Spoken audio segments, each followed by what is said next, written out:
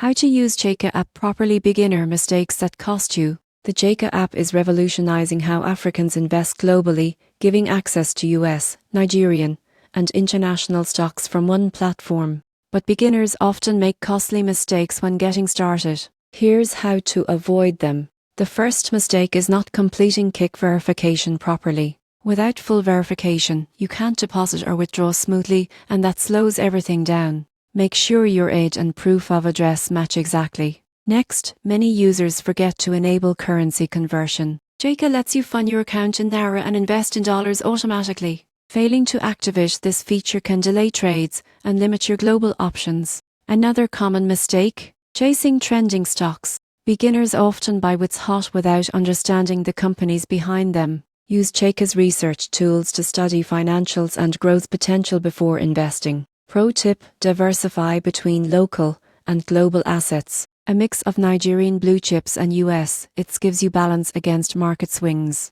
And here's the surprising truth: most Chaka investors who grow steadily aren't chasing quick wins, are building consistent, diversified portfolios that stand the test of time. Used properly, the Chaka app is your passport to borderless investing, empowering you to grow wealth globally, safely and strategically.